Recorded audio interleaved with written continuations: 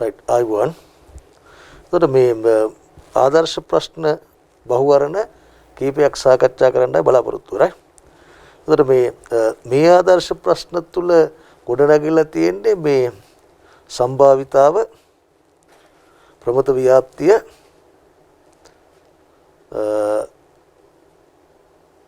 ප්‍රතිපාද විශ්ලේෂණය, කාල ශ්‍රේණි, ඊට පස්සේ ණය ක්‍රමක්ෂය කිරීම සම්බන්ධයෙන් තියෙන කොටස් ටිකයි අපකිරණය සම්බන්ධයෙන් බහුවරණ කීපයකුත් තියෙනවා අගහරියට වෙන්න. ඒ කියන වෙලෙන්දෙක් මිලදී ගන්නෙක් වෙත යන ගමනකදී අලෙවියක් කර ගැනීමට ලැබීමේ සම්භාවිතාවය 0.7කි. එවැනි ගමන් දෙකකදී අලෙවි එකක්වත් කරගත නොහැකි වීමේ සම්භාවිතාවය මොකක්ද? right? වෙලෙන්දෙක් යනවා මේ අලෙවියක් කරගන්න පාරිභෝගිකයෙක් වෙත. එයා ගියාම දැන් අලෙවියක් කරගන්න පුළුවන් වෙන්නත් පුළුවන්, අලෙවියක් කර ගන්න නොහැකි වෙන්නත් පුළුවන්. තියෙන ප්‍රතිඵල දෙකයි. මාදී රුක්සටහනකින් ඉදිරිපත් කරොත් රුක්සටහනේ අතු දෙකයි. මම S වලින් නිරූපණය කරලා තියෙන්නේ අලෙවියක් කරගත හැකි වීම. S dash වලින් දාලා තියෙන්නේ මොකද්ද? අලෙවියක් කරගත නොහැකි වීම. ඒතර අලෙවියක් කර ගැනීමට ලැබීමේ සම්භාවිතය 0.7යි. ඒතර අලෙවියක් කරගත නොහැකි වීමේ සම්භාවිතය කීයද? 0.3යි. ඔය දෙක එක්කව කරොත් එකක් කියන විත්තිය අපි දානවා. මේ ඇවිල්ලා පළමු ගමන. ඊට පස්සේ යනවා දෙවෙනි ගමනට. මෙන්න S dash. මෙන්න S dash. දෙවෙනි ගමනේදීත් අලෙවියක් කරගන්න හැකියීමේ සම්භාවිතය 0.7යි, නොහැකි වීම 0.3යි.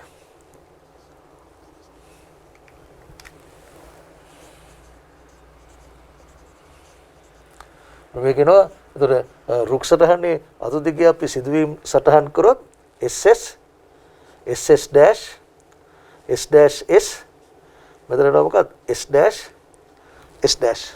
right? SS වලින් අපි සංකේතවත් කරන්න මොකද්ද? මෙයා ගිය දෙවත් මිලදීග වෙලෙන්ද යනවන්නේ මේ පාරිභෝගිකයෙක් වෙත විකුණන්න. ඒ විකුණන්න ගිය දෙවතාවේදීම විකුණාගත හැකියීමේ අලෙවියක් කරගත හැකියීමේ සිද්ධිය තමයි මේක. මේක ගත්තොත් පළවෙනි වතාවේදී පුළුවන් වුණා, හැබැයි දෙවෙනි වතාවේදී බැරි වුණා. පළවෙනි වතාවේදී බැරි වුණා, දෙවෙනි වතාවේදී පුළුවන් වුණා. අවස්ථා දෙකේදීම බැරි වුණා. right? ඉතින් අපි අහන්නේ දෙකකදී අලෙවි එකක්වත් කරගත නොහැකි වීමේ සම්භාවිතාව අහන්නේ. එහාන්නේ මොකද්ද? මෙන්න මේකේ සම්භාවිතාව අහන්නේ. ඉතින් රුක්සරාඩක අතු දිගේ සම්භාවිතාව ගන්න අපි වැඩි කරන්න එපා. 0.3 වැඩි කිරීම 0.3 0.09.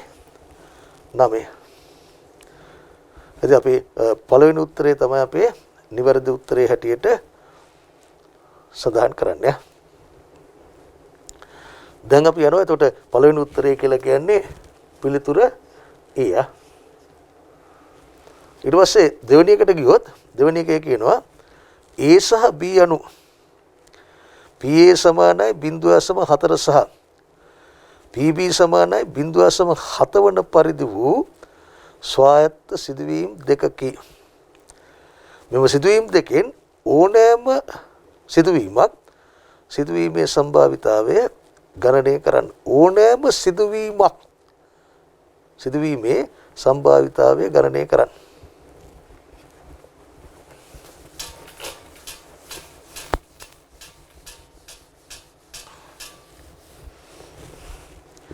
right? එතකොට මේ A හා B PA සමානයි 0.4. right? PB සමානයි 0.7.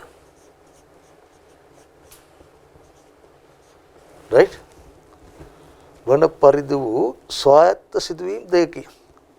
તો සිදුවීම් දෙකෙන් ඕනෑම එකක් කියලා කියන්නේ මොකද්ද? ඕනෑම එකක්. ඔර වෙන පුළුවන් එකයි ඕනෑම එකක් කියලා කියන්නේ P A ඡේදනය B අනුපූරකය. A ඡේදනයේ B අනුපූරකය. ඒතර ඒ ඡේදනයේ B අනුපූරකය කියලා කිව්වහම A සිදු වෙනවා. හැබැයි B සිද්ධ වෙන්නේ නැහැ. එහෙම නැත්නම් ඕනෑම එකක් කියන හන්දා A සිදු නොවි B සිදු වෙන්නත් පුළුවන්. A' ඡේදන B. ඉතින් ඔයාට ගාන ප්‍රකාශ කරලා තියෙනවනේ මේ ස්වායත්ත සිද්ධීන් දෙකක් කියලා අපිට ප්‍රකාශ කරනවානේ. ඒතර ස්වායත්ත සිද්ධීන් දෙකක් නම් ස්වායත්ත සිද්ධීන් දෙකක් නම් A සහ B සිදුවීමේ සම්භාවිතාවය. P A ඡේදන B ගත්තොත් මේක සමානයි මොකක්ද? PA වැඩි කිරීම PB වලට. ඉතින් මම තීර කරද්දිත් ඔයගලන්ට සඳහන් කළා A සහ B කියන සිද්ධීන් දෙක ස්වායත්ත නම් right ස්වායත්ත නම් A' මෙන්න මේ සිද්ධීන් ස්වායත්තයි කියලා A සහ B'. ඊට පස්සේ A' සහ B. ඊට පස්සේ A' සහ B'. අපිට ගණන් වල ඉදිරිපත් කරන්නේ A සහ B ස්වායත්තයි කියලා විතරයි. නමුත් A' සහ B කියන දෙකත් ස්වායත්තයි. A සහ B' කියන දෙකත් ස්වායත්තයි. A' සහ B' කියන දෙකත් ස්වායත්තයි. එහෙනම් මේ තියෙන්නේ ස්වායත්ත සිද්ධි දෙක බද්ධ සිදුවීමක්. මේ තියෙන්නේ ස්වායත්ත සිද්ධි දෙක බද්ධ සිදුවීමක්. එහෙනම් ඊව සමාන වෙන්න එපයි. වෙන වෙනම සම්භාවිතා ගුණන නියමයෙන් මේවා සමාන වෙන්න ඕන වෙන වෙනම ඒවායේ සම්භාවිතාවල ගුණිතයට. එහෙම ලියන්න පුළුවන්කම තිබ්බේ A හා B ස්වායත්තයි කියලා ප්‍රකාශ කරලා තියෙන නිසා. ඉතින් PA සමානයි කීයද? 0.4යි. PB' කියලා කියන්නේ මොකද? PB සමානයි 0.4 නම් PB' කියලා කියන්නේ කීයද? 0.3යි. B' වලින් නිරූපණය කරන්නේ මොකද්ද? B සිදු නොවීමේ සම්භාවිතාවය. PA' කියලා කියන්නේ මොකද්ද? A සිදු නොවීමේ සම්භාවිතාවය 0.6යි. PB කියලා කියන්නේ කීයද? 0.7යි. දැන් මේක ගත්තොත් අපිට එනවා 0.12යි. මේක ගත්තොත් 0.42යි. එක අහුකරොත් කීයද එන්නේ? 0.5යි 4යි. ඉතින් 0.5යි 4 තියෙනවා දෙවෙනි උත්තරේ. ඒ නිසා නිවැරදි උත්තරේ හැටියට අපිට එන්නේ මොකක්ද? B. දැන් බලන්නකෝ තුන්වෙනි ගාන. තුන්වෙනි ගාන කියනවා A සහ B යන සිද්ධීන් සඳහා PA සමානයි PBද? PA ඡේදන B සමානයි 0.1ද? PA වලේ B සමානයි 0.7ද වේ. අපෙන් අහනවා PB සොයන්න කියලා.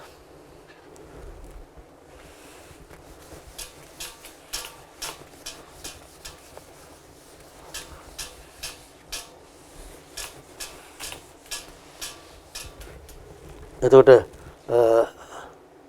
PA සමානයි PB PA සමානයි PB right. ඒතර අපි ප්‍රශ්නය අහන්නෙත් මොකද්ද? PB හොයන්න කියලා. අපි ගමු මේක x කියලා. නෑ කොහොම තියාගමු. PA සමානයි PB. ඊට පස්සේ අපිට ප්‍රකාශ කරනවා PA ඡේදන B සමානයි 0.1යි. PA වලේ B සමානයි PA වලේ B සමානයි 0.7යි. right. ඉතින් අපි ගහනවා මේ PB කීයද කියලා අහන්නේ. ඉතින් අපි දන්නවා සම්භාවිතා ආකලන නියමය. මේකට කියන්නේ සාධාරණ සම්භාවිතා ආකලන නියමය.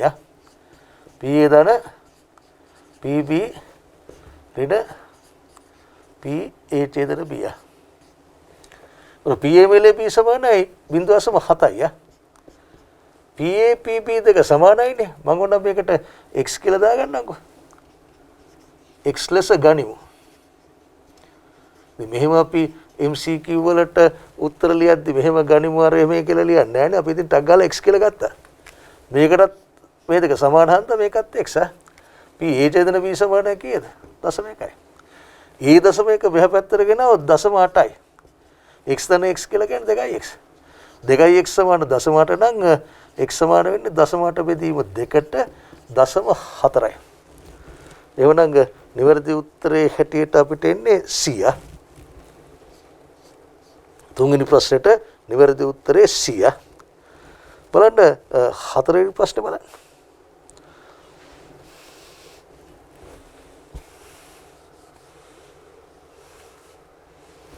හතරවෙනි ප්‍රශ්නේ ගත්තොත් හතරවෙනි ප්‍රශ්නේ ප්‍රකාශ කරන්නේ ඒහා බී යන සිද්ධීන් ස්වායත්ත සිදුවීම් දෙකක් නම් පහත කුමන ප්‍රකාශය අසත්‍ය වේද කියලා යහන්නේ.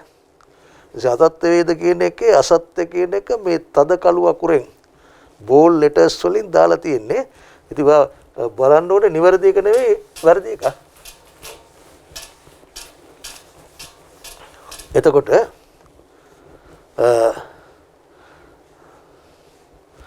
දැන් සිද්ධීන් දෙකක් එකිනෙකට ස්වායත්ත නම් තියෙන ස්වායත්තයි කියලා පෙන්වන්න අපි පාවිච්චි කරන ක්‍රම තුනක් තියෙනවා. එකක් තමයි P A ඡේදන B සමාන වෙන්න ඕන මොකද? P A වැඩි කිරීම P B වලට. එහෙම නැත්නම්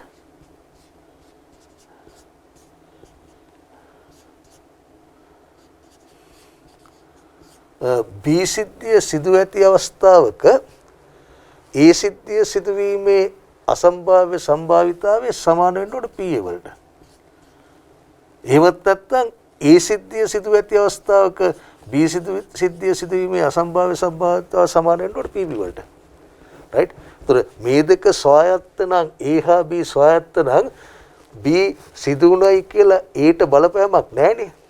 ඒකන්ද B සිදු ඇති අවස්ථාවක A සිදුවීමේ සම්භාවිතාව සමාන වෙන්න ඕන P A වලට. මොන ඔය කියන තුන තමයි පාවිච්චි කරන්නේ මේ ස්වායත්තයි කියලා පෙන්නන්න.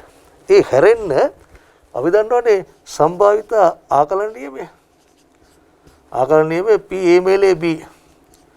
මේක සමානයි P A ධන P B ඍණ P A ඡේදන B වලට. ඉතින් මේකේ P A ධන P B සිද්ධි දෙක ස්වායත්ත වෙනකොට මේකේ P A ඡේදන B වලට අපිට දාන්න පුළුවන් මේ උඩ එක P A වැඩි කිරීම P B. එතකොට සිද්ධීන් දෙක A හා B ස්වායත්ත වෙනකොට මේකත් තෘප්ත කරනවා. ඒත් බලන්න අපේ දීලා තියෙන උත්තර දිහා P A වේලේ B සමානයි P A ධන P B ඍණ P A වැඩි කිරීම P B. ඒ කියන්නේ මෙන්න මේක දීලා තියෙන්නේ. ඒතර ස්වායත්ත සිද්ධීන් වලට ඒක සත්‍යයි. ඊට පස්සේ P A රක් B P B කියලා C වල දීලා තියෙනවා ඒකත් සත්‍යයි. ඒතර මේකත් සත්‍යයි. ඒතර අසත්‍ය කැවිලා හතරවෙනි එක. හතරවෙනි එකේ දීලා තියෙනවා P A වේලේ B සමානයි කියලා P A වැඩි කිරීම P B වලට. මේක හරියන්නේ නැහැ.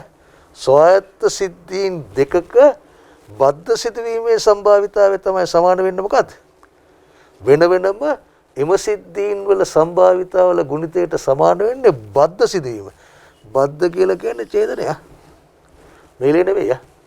ඒක හන්ද අසත්‍ය ප්‍රකාශයේ හැටියට අපිට එන්නේ මොකද්ද? අසත්‍ය ප්‍රකාශය කියන්නේ නිවැරදි උත්තරේ අපිට එන්නේ මොකද්ද? D.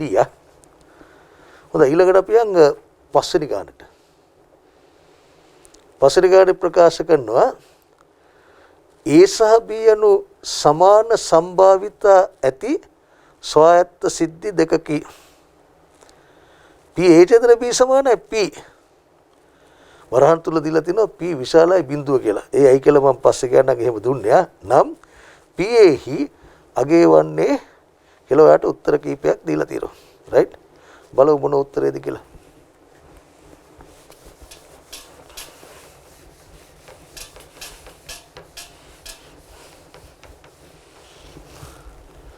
එතකොට A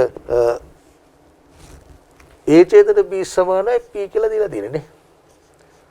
අර ගානේ දීලා තියෙන්නේ P A ඡේදන B සමානයි P විශාලයි බිඳුව කියන එකක් දීලා තියෙනවා. P විශාලයි බිඳුව කියලා කියන්නේ ධනාගයක් කියන එක.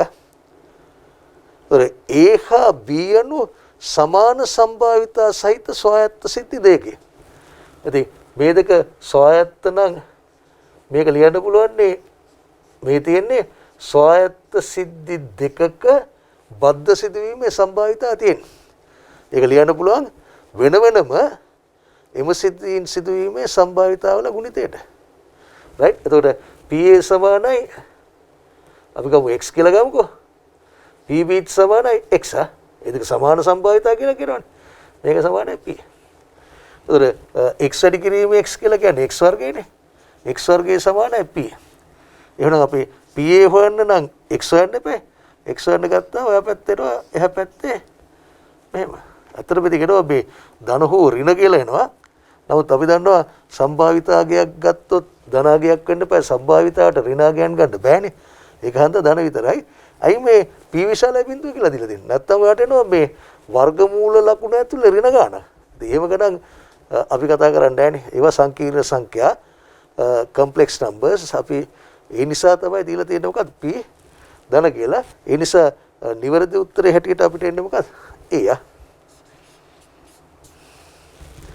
දැන් අපි ඊළඟ ගානට. ඊළඟ ගාන කියනවා මේ කිසියම්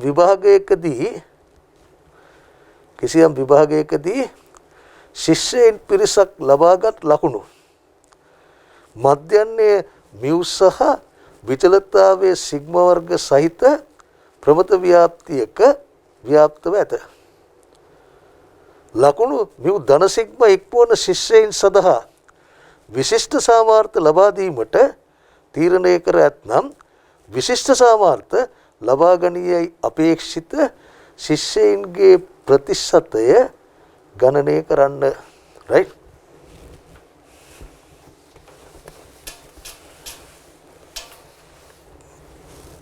රයිට්. එතකොට දැන් මේ සඳහා තියරි එක එන්නේ මෙන්න මෙතනින්. දැන් අපි දන්නවා ප්‍රමත ව්‍යාප්තියක ගුණාංග අපි කතා කළා. මේක අපි සලකන ප්‍රමත ව්‍යාප්තියේ මධ්‍යන්නේ මිව් විචලතාවයේ සිග්මා වර්ගය. උසින් වැඩිම ලක්ෂය මෙතන මිව්වා.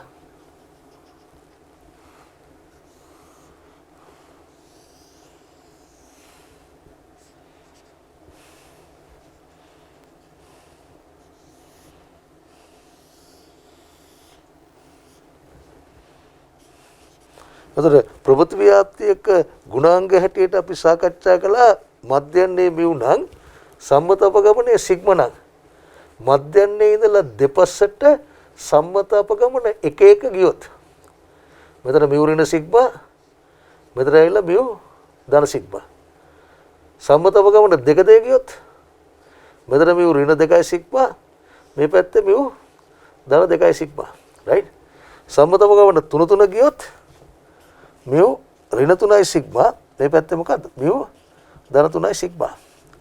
ඉතින් අපි සඳහන් කළා මේ දෙක අතර තියෙන ශ්‍රේෂ්ඨඵලය ඕනෑම මධ්‍යන්නයකට සහ ඕනෑම විචලතාවයකට ආසන්න වශයෙන් 68.26 කියලා. ඉතින් අපි සඳහන් කළා ඇති ආසන්න වශයෙන් 68යි කියලා. නමුත් 68.26ක් එන්නේ. ඒතර මේ දෙක අතර ශ්‍රේෂ්ඨ ඵලය ගත්තොත් 95.45යි. ආසන්න වශයෙන් 95යි. මිව් ඍණ 3 සිග්මා සහ මිව් ධන 3 සිග්මා අතර තියෙන මේ ශ්‍රේෂ්ඨ ඵලය ආසන්න වශයෙන් 99.75යි. ආසන්න වශයෙන් 100යි. ඒතර මෙතන කියන්නේ මිව් ඍණ හෝ ධන සිග්මා කියලානේ කියන්නේ නේ. රයිට්. මිව් ධන සිග්මා ඉක්මවන ශිෂ්‍යයන් සඳහා මම මෙහෙම ගත්තොත් මෙතන මිව් මෙතන තමයි තියෙන මිව් ධන සිග්මා. ඒතර මේ ඉක්මවන අයට තමයි දෙන්න හදන්නේ මොකද්ද? විශිෂ්ට සාමාර්ථ දෙන්න හදන්නේ ඒගොල්ලන්ට. ඒතර විශිෂ්ට සාමාර්ථයක් ලබා ගනී යයි අපේක්ෂිත ශිෂ්‍යයන්ගේ ප්‍රතිශතය. ඔයාලට පුළුවන් මේ ප්‍රමත ව්‍යාප්තිය ආධාර කරගෙන මම ඔය රතු පාටින් ඉරි ඇඳපු ප්‍රදේශයේ ඒගොල්ලන්ට තමයි විශිෂ්ට සාමාර්ථ ලැබෙන්නේ. ඒ අයගේ සම්භාවිතාවය ගණනය කරන්න පුළුවන්. මේ සම්භාවිතාවය 100න් වැඩි කරා නම් ඔයාලට එනවා මොකද්ද? ප්‍රතිශතය කීයක්ද කියලා එනවා. ඉතින් ඔයා දන්නවා මේ දෙක අතර 68.26නේ. එහෙනම් මේ එක පැත්තක තියෙන ඔකෙන් භාගයක් මේක දශම අයින් කරොත් දශම 6යි ප්‍රතිශතය අයින් කරොත් දශම 6යි 8යි 2යි 6යි. તો දශම 6යි 8යි 2.6 බෙදන්න 2කින්. එතන 0.3 4 1.3. එහෙමනම් මම මේ පාට කරන පැත්තේ ප්‍රතිශතය හොයන්න ඔයා දන්නවා ප්‍රමත වක්‍රයෙන් සහ තිරස්සක්ෂයෙන් වටවන සමස්ත ශ්‍රේෂ්ඨ ඵලය 1යි. උසින් වැඩිම ලක්ෂ්‍ය හරහා නිර්මාණය කරන රේඛාවෙන් දෙපැත්තට ප්‍රමත වක්‍රයේ සාමිතිකයි. ඒකන්ද හරියටම භාගයක් එන්න ඕනේ එක පැත්තක. ඒතර මේ දෙක අතර ශ්‍රේෂ්ඨ ඵලය 0.34 1.3ක් නම් 0.5න් ඒ ගාන අඩු කරන්න. 0.5න් ඒ ගාන අඩු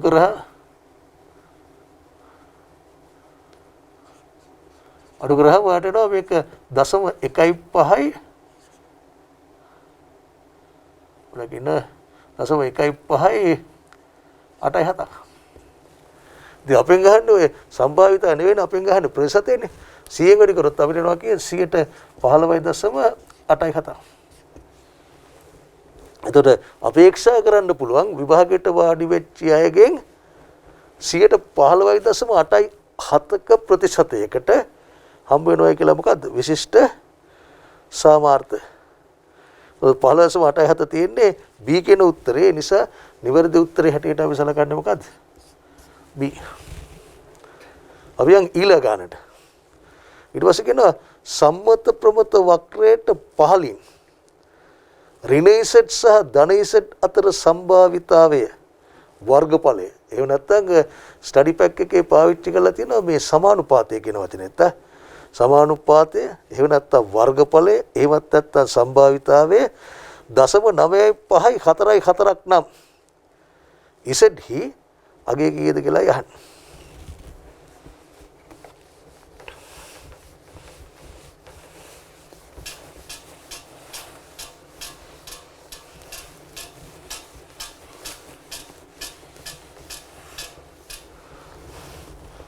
එතකොට ඍණ Z සහ ධන Z අතරනේ වෙන්න සම්මත ප්‍රමත ව්‍යාප්තියක් නම් මධ්‍යන්නේ 0යි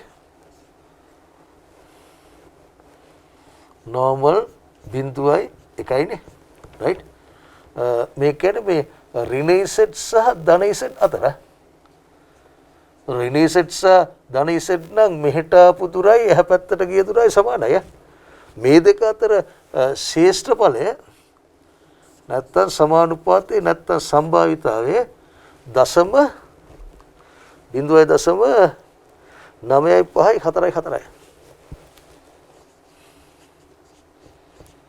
right? ඉතින් අපෙන් ගහන්න මොකද්ද? Z වල ගියේ කීයද කියලා අහන්නේ.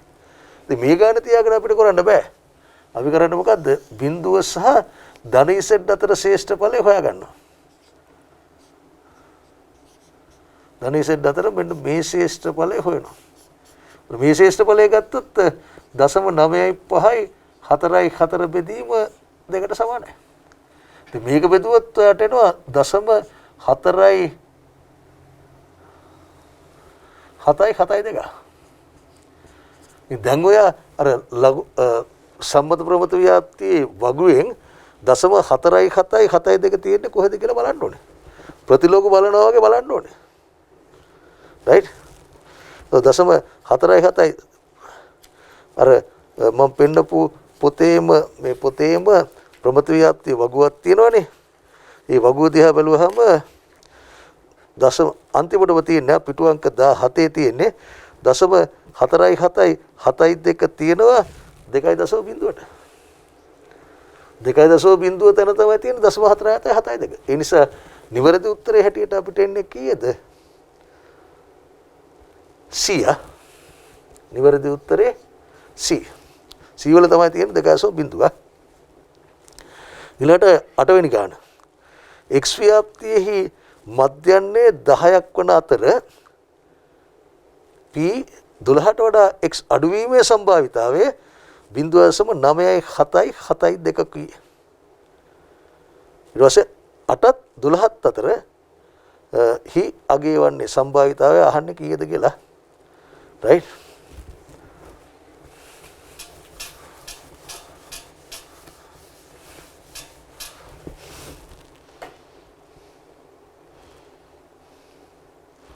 X කියන ප්‍රමත ව්‍යාප්තියේ මධ්‍යන්නේ 10යිලුව විචලතාවය ගැන මොනක්වත් අපිට දීලා නැහැ. රයිට්. ඉතින් මධ්‍යන්නේ 10ක් නම් උසින් වැඩිම ලක්ෂයට අනුරූප තිරස්සක්ෂය මතාගේ 10යි. රයිට්. ඔයාලට දීලා තියෙනවා මේ එක්ස්ලාගේ 12ට වඩා අඩු වීමේ සම්භාවිතය. 10 මෙතන නම් 12 තියෙන්නේ මෙහෙනේ.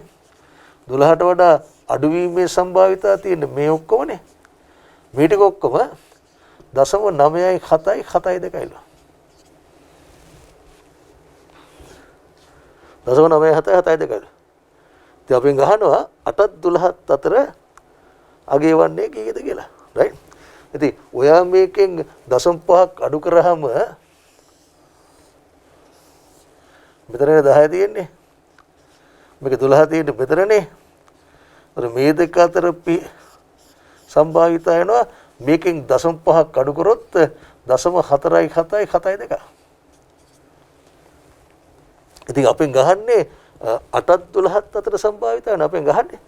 ඉතින් මෙතන 10 ඉඳන් 12 කියලා කියන්නේ දෙකක්නේ ගිහිල්ලා තියෙන්නේ. 8ක් කියලා කියන්නේ මේ පැත්තට දෙකක් යනකොටනේ. ඒතර මේ දෙක අතර තියෙන මේ ශේෂ්ඨඵලයත් සමාන වෙනවා හරියට මේ ගන්නට. දැන් අපි දන්නවා ප්‍රමත ව්‍යාප්තිය ඇවිල්ලා මේ සමමිතික ව්‍යාප්තිය. ප්‍රමත ව්‍යාප්තිය සමමිතික හන්දා 10ත් 12ත් අතර තියෙන ශේෂ්ඨඵලයම තමයි ශේෂ්ඨඵලය නැත්නම් සම්භාවිතාවය තමයි මේ දෙක අතරක් තියෙන්නේ. ඉතින් මේ දෙක අතර පිටීමේ වුණා මුළු සම්භාවිතාවය කියලා කියන්නේ 0.47යි 7.2 වැඩි කිරීම දෙක. ඒ වගේම දෙක. මෙතන 4යි මෙතන 14යි එකක් ඉතුරුයි 15යි එකක් ඉතුරුයි 9. 0.95යි 4යි 4යි. ඉතින් 0.95යි 4යි 4 තියෙනවා අපේ D කියන උත්තරය. රයිට්. ඒ නිසා ඒ 8 වෙනි ගානට උත්තරේ D. ඊළඟට අහනවා මේ x අනුගමනය කරනවලු normal distribution එකක් ප්‍රමත ව්‍යාප්තියක්. ඒ ප්‍රමත ව්‍යාප්තිය මධ්‍යන්නේ 5යි සම්මත අපගමනය 0.5යි. අපි සාමාන්‍ය විචලතාවයේ තියෙන හන්දා 0.5 වර්ගයට වේ. ඒතර 5 සහ x අතර 5 සහ ඒ අතර පිහිටීමේ සම්භාවිතාවය 0.4987ක් නම් ඒවල වටිනාකම කීයක්ද කියලා අපෙන් අහන්න. රයිට්.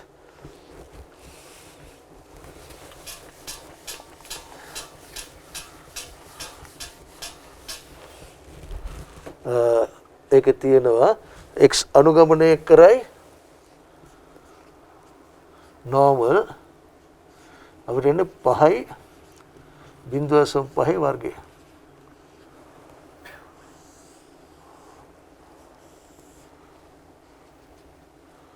වන ප්‍රමත ව්‍යාප්තියක පිහිටන්නේ. එතකොට x ලාගේ දගෝ දීලා තියෙන මෙහෙමනේ p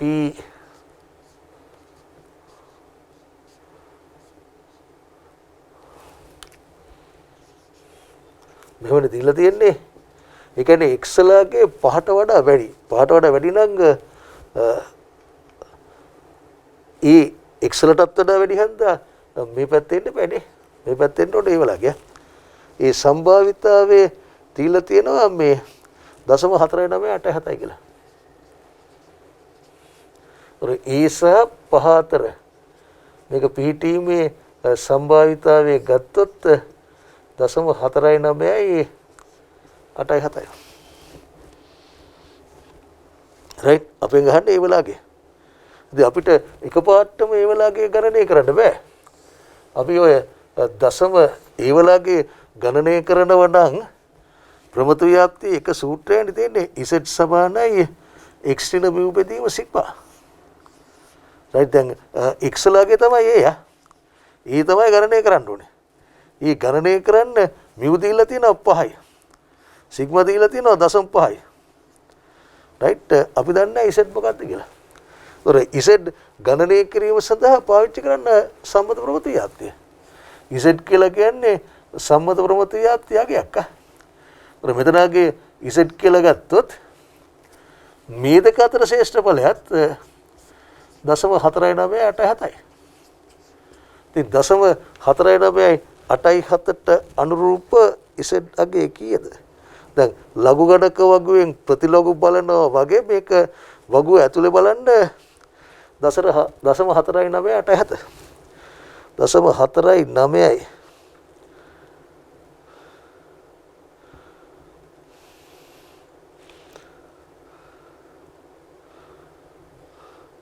දශම 4.9 තියෙනවා.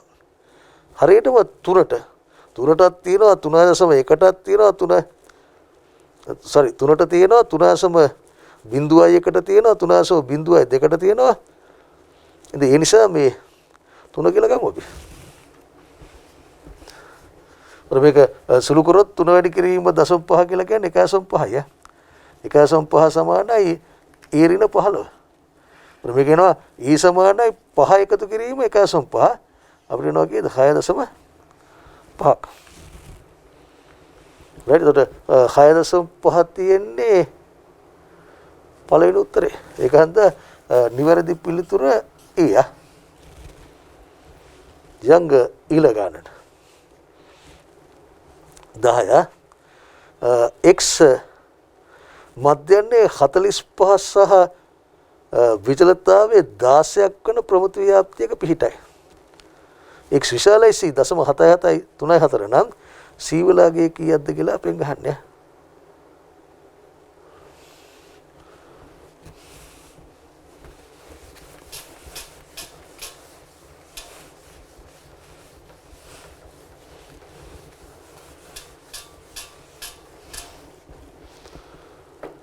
x ගත්තොත්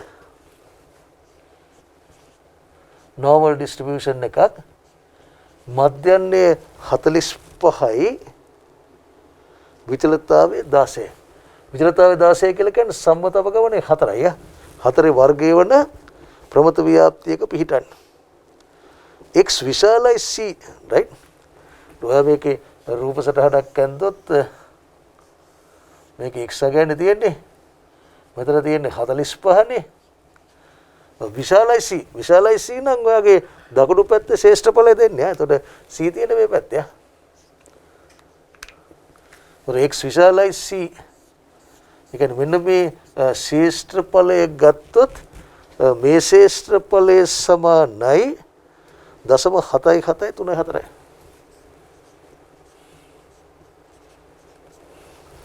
ඉතින් අපි ගහන්නේ මොකද්ද? c හියගේ මොකද්ද කියලා අහන්නේ.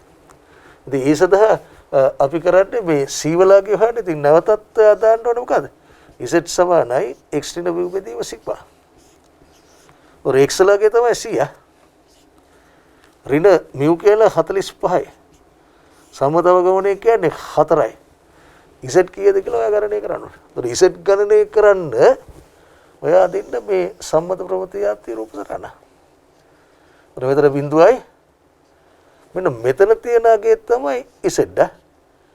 ඔයා ඉතින් මේ බිඳුවට වම් පැත්තේ අගයක් නිසා අනිවාර්යයෙන්ම z වලගේ ඍණ අගයක් විය යුතුය. ඒ ඍණ අගය කීයද කියලා හොයන්න ඔයා මේකෙන් 0.5ක් අඩු කරන්න. 0.5ක් අඩු කරාම ආට යනවා මේ ශ්‍රේෂ්ඨ ඵලය 0.27334යි. ඉතින් මේ ශ්‍රේෂ්ඨ ඵලය ඍණ පැත්තේ නිරූපණය කරන්නේ. ඒ පැත්තක් අපිට බලන්න බෑනේ ප්‍රමත ව්‍යාප්තිය දීලා තියෙන වගුවේ ඔයක ධන පැත්තට දාගන්න. මෙතන බිඳුවයි මෙතන ධන ඉසෙත්. right මෙන්න මේ දෙක අතර ශ්‍රේෂ්ඨ ඵලයත් 0.27334යි.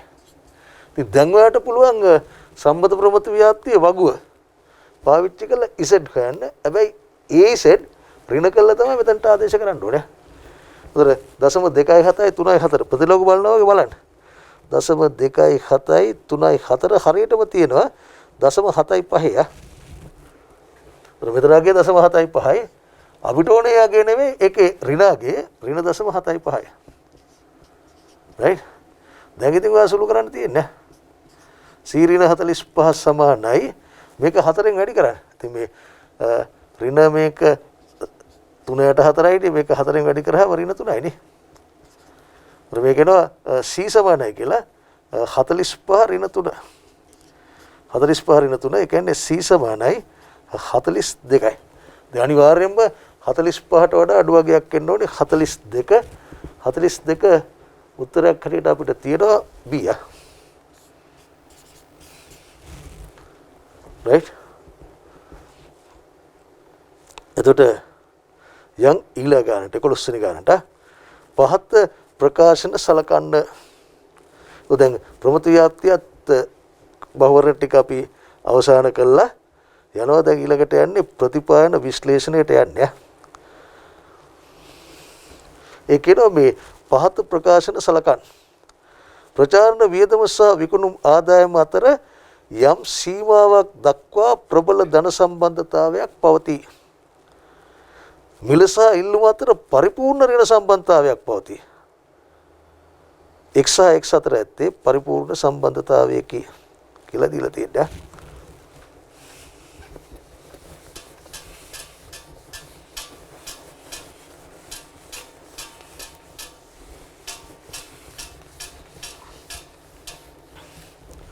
එතකොට පළවෙනි එක අපි පොඩ්ඩක් විශ්ලේෂණය කරොත් ප්‍රචාරණ වියදමත් විකුණුම් ආදායමත් අතර ප්‍රබල ධන සම්බන්ධතාවයක් පවතී. අපි දන්නවා ප්‍රචාරණය වැඩි කරද්දී විකුණුම් ආදායම වැඩි වෙනවා. ඉතින් එහෙම කියලා මේ දිගටම මේක වැඩි වෙන්නේ නැහැ නේද? ඉතින් පස්සේ ඔක එහෙම යනවා. right? කොයිතරම් ප්‍රචාරණයක් කරත් අපිට එක්කහවන ප්‍රබල විකුණුම් ආදායම ගත්තොත් ඉතා සුළු වශයෙන් ඕනනම් වෙනස් වෙයි. ඒක හන්ද තමයි මම යම් සීමාවක් දක්වා කියලා ප්‍රකාශ කළේ ඒ නිසා right? මේ දෙක අතර ප්‍රබල ධන සම්බන්ධතාවයක් තියෙන විත්‍ය අපි දන්නවා. ඒ නිසා පළවෙනි ප්‍රකාශයේ සත්‍යය. එක සත්‍යයි. ඊට පස්සේ දෙකේ කියනවා මිල සහ ඉල්ලුම අතර ප්‍රබල පරිපූර්ණ ඍණ සහ සම්බන්ධතාවයක් පවතී. අපි දන්නවා මිල වැඩි කරද්දී ඉල්ලුම මොකද වෙන්නේ? අඩු වෙනවා. right? මේ දෙක අතර පරිපූර්ණ සම්බන්ධතාවයක් නැත්තේ ඉල්ලුම රඳා පවතින්නේ තනිකරම මිල මත පමණක් නොවේ.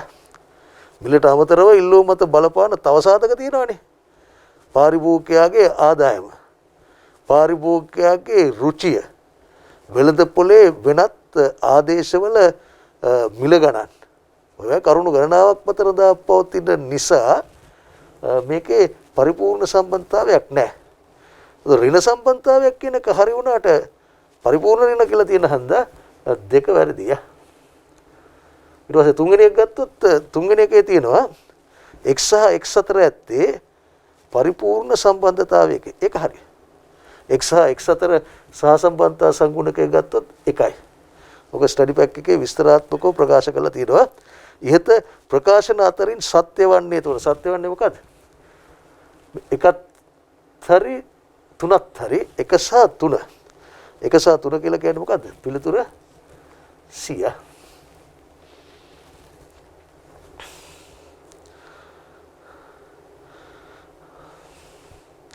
ඊළඟ 12 වෙනි ගාන ඉදිරිපත් කරලා තියෙන්නේ මේ අඩුතම වර්ග ක්‍රමයේ සම්බන්ධයෙන්. right? අපේ සිලබස් එකේ අපි කතා කරන්නේ අඩුතම වර්ග ක්‍රමය විතරයි. විසිරිතිත් සටහනක ලක්ෂවලට ගැලපෙන සුදුසුම අනුසේවුම් රේඛාව සෙවීම සඳහා පාවිච්චි කරන්නේ අඩුතම වර්ග ක්‍රමය විතරයි. එතකොට මේ අඩුතම වර්ග ක්‍රමයක් ගත්තොත් අඩුතම වර්ග ක්‍රමයේ අඩුතම වර්ග ප්‍රතිපාදන රේඛාවේ සමීකරණය y සමාන a ධන bx. ඒක හරිනේ. අතර y සමාන a ධන bx ධන දෝෂයක් කියලා එකක් තියෙනවා. ඒ දෝෂය අපි සලකන්නේ නැහැ. ඒක හන්දා අපේ මට්ටමේ y සමාන a ධන bx කියන එක හරිය. ඒතර මේ අඩුතම වර්ග ක්‍රමයේ මොකද්ද මූල ධර්මය? ඒතර මේක x කියලා ගමු, මේක y කියලා ගමු. මේක තමයි ප්‍රතිපාදන රේඛාව. y සමාන a ධන bx. මේක ඇස්තමේන්තු කරනහත් අපි සාමාන්‍යයෙන් දාන්නේ y hat කියලා දාන්නේ. මේවස් තමයි විසිරිතිත් සටහනේ ලක්ෂ්‍ය. විසිරිතිත් සටහනේ ලක්ෂත් ඒවාට අනුරූප ප්‍රතිපාදන රේඛා මත ලක්ෂත් අතර අපි සලකනවා මෙන්න මේ වගේ සිරස් අපගමන මේවට තමයි කියන්නේ සිරස් අපගමන කියලා. රයිට් මේ කියනවා සිරස් අපගමන වල එකතුව ශූන්‍ය වේ.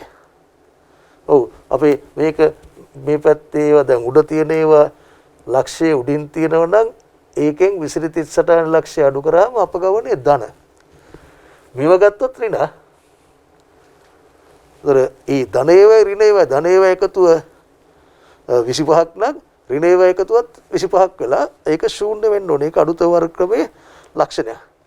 සිරස් අපගමන වල වර්ග ඓක්‍ය අවම කරයි. සිරස් අපගමන වල තියෙන අඩුත වර්ග ක්‍රමයේ මේ අපගමන වල ඓක්‍ය බිඳුව වෙන්න ඕනේ. අපගමන වල වර්ගාගයන්ගේ ඓක්‍ය අඩුම වෙන්න ඕනේ. අඩුව වෙන්න ඕනේ කියන්නේ අවම වෙන්න ඕනේ. ඉතින් ඔය කියන කාරණා දෙක තෘප්ත කරන්න ඕනේ. එතකොට ඒ කාරණා දෙකයි අනිකයි එතකොට ඔක්කොම හරි. ඊට ප්‍රකාශන අතරින් සත්‍ය වන්නේ කියලා ගත්තොත් 1යි 2යි 3යි. ඒ නිසා නිවැරදි උත්තරය හැටියට අපිට එන්නේ මොකද්ද? D. ඊට පස්සේ ආයි තියෙන්නේ අඩුතම වර්ග ක්‍රමයේ සම්බන්ධයෙන් ප්‍රශ්නාංක 13. රයිට්? ප්‍රශ්නාංක 13 ගත්තොත් ඒකේ මොකද්ද කියන්නේ? ප්‍රශ්නාංක 13 කියනවා අඩුතම වර්ග ප්‍රතිපාදන රේඛාව සම්බන්ධයෙන් පහත ප්‍රකාශ සලකන්න. Right?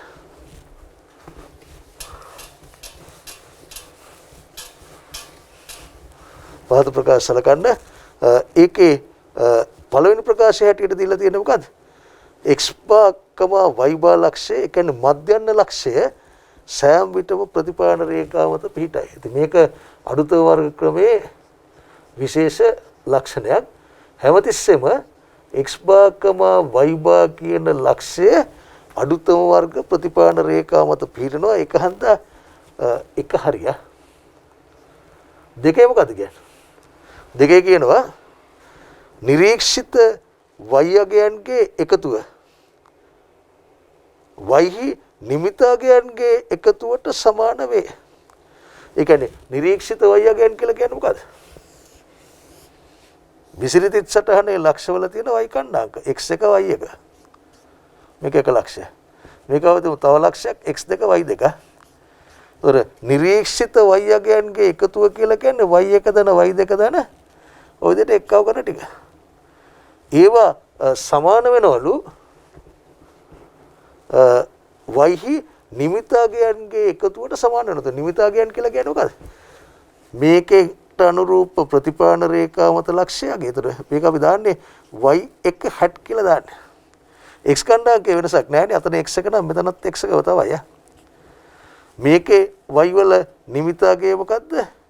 x කණ්ඩාංකේ x2යි y කණ්ඩාංකේ y2 hat කියලා තමයි අපි දාන්නේ.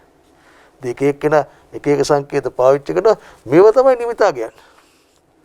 ප්‍රතිපාදන රේඛාව උඩ නිමාණය කරපු ප්‍රතිපාදන රේඛාව උඩ ලක්ෂවල y කණ්ඩාංක. මේ දෙක සමාන වෙන්න ඕනේ කියලා තියෙනවා. එතකොට ඒකත් හරිය. දෙකත් හරිය. ඊට තුනේ කියන්නේ මොකක්ද? x සමාන බිඳුව වන විට y පුරෝකතනාගේ ප්‍රතිපාදන රේඛා y අන්තක් කඩේ නිරූපණය කරයි. රයිට්? මේකත් හරිනේ. ප්‍රතිපාදන රේඛා y සමාන a ධන bx නම් රයිට් මේකේ y අන්තක් කණ්ඩේ කියලා කියන්නේ a නේ. a කියන්නේ වෙන වතනාගේ. ඉතින් ඒක x සමාන බිඳුව වෙනකොට y වලගේ කියන එකත් හරිනේ. ඒක හන්දා ඒකෙත් එකත් හරි දෙකත් හරි තුනත් හරි. ඒක හන්දා 1 2 3 තුනම හරි. ඒක නිසා නිවැරදි පිළිතුර හැටියට ඒකේ ඉන්නෙත් B.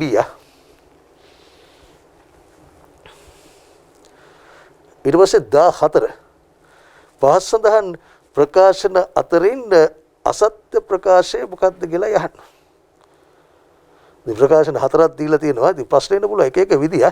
මේ විදියට 1 2 3 දීලා මොනවාද හරි කියලා වෙනම අහන්නත් පුළුවන්. ඒව නැත්තම් මේ විදියට හතරක් දීලා හතරෙන් අසත් එක අහන්නත් පුළුවන් සත් එක අහන්නත් පුළුවන්.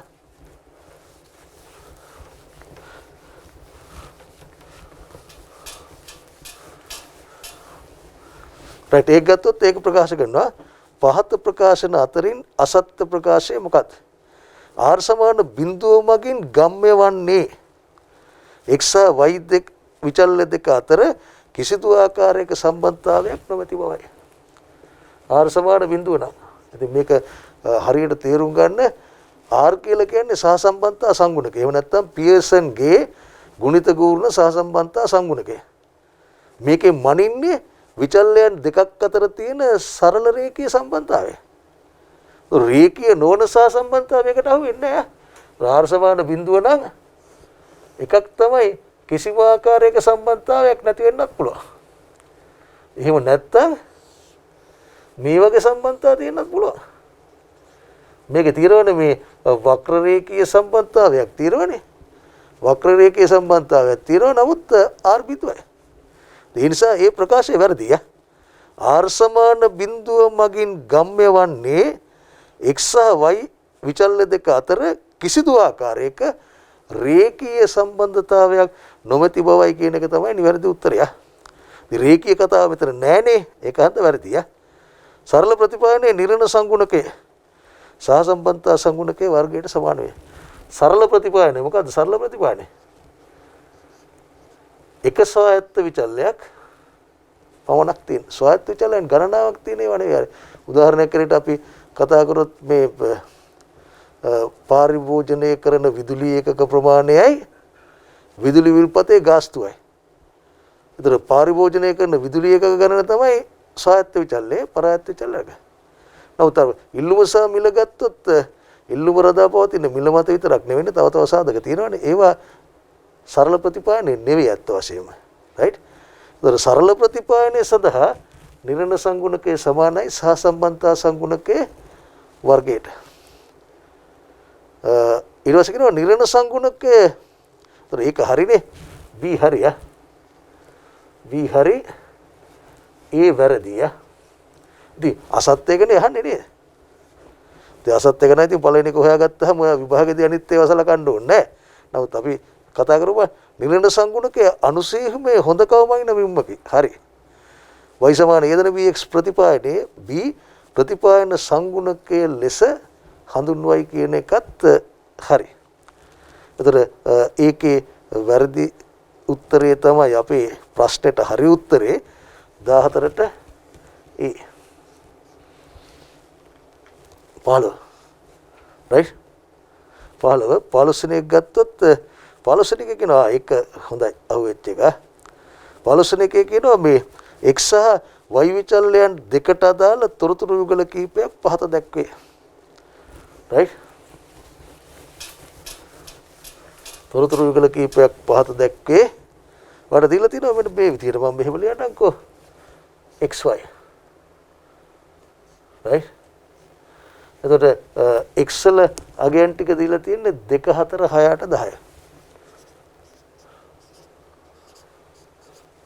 y අගයන් ටික දීලා තියෙනවා 3 7 11 15 19. දීලා ඔය නොමග යවන්න දීලා තියෙනවා මේ sigma x sigma y sigma xy සහ සිග්මා x වර්ග කියලා අගයන් ටිකක් දීලා තියෙනවා. සිග්මා x 30යි සිග්මා y 55යි සිග්මා xy මෙච්චරයි ඒවා දී ඇත. ප්‍රතිපාදන සංගුණකේ b හොයන්න. ඔර b හොයන්න ඔය එතකොට මොකද කරන්නේ? මේ සූත්‍රය දානවා. ඒ අගයන් ටික ඔක්කොම දීලා තියෙනවනේ. දීලා තියෙන හන්දා මේ සූත්‍රය ආදේශ කරලත් ඔයාට ගණනය කරන්න පුළුවන්. ඒක ගැටලුවක් නෑ. හැබැයි එහෙම ගණනය කරන්න උත්සාහ කරන ඔයාගේ මේ කාලය නිකන් නාස්ති වෙනවා. ඉතින් හොඳයි කෙටි ප්‍රශ්නයක් ආවොත් බලන්න මේ දෙක අතර සම්බන්ධයක් ගන්න බැරිද කියලා. මට නම් පේනවා y සමානයි 2x ටින 1යි කියලා. හැම x අගයක්ම දෙකෙන් වැඩි කරලා එකක් අඩු කරා නම් අපිට එනවා මොකද්ද? y වලාගේ. right ඒ නිසා ප්‍රතිපාදන රේඛා ප්‍රතිපාදන සංගුණකය කියලා කියන අනුක්‍රමණය දෙකයි. අනුක්‍රමණය 1 2 3 4යි කියලා උත්තර තියෙනවා. 2 කියලා කියන්නේ උත්තරේ B.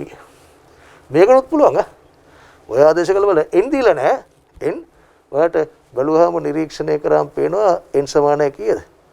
n සමාන 5යි කියලා. right. දෙයයන් ටික ආදේශ කළා සුළු කරලා බලන්න. අපි එහෙමනම් එතනින් නතර කරන්න බලාපොරොත්තු වෙනවා. මේ තව ප්‍රශ්න කීපයක් තියෙනවා. ඔයා උත්සාහ කළා බලන්න ඒක ඔයාට ප්‍රැක්ටිස් කරන්න තියෙන අන්ටය. ආයිබෝන්.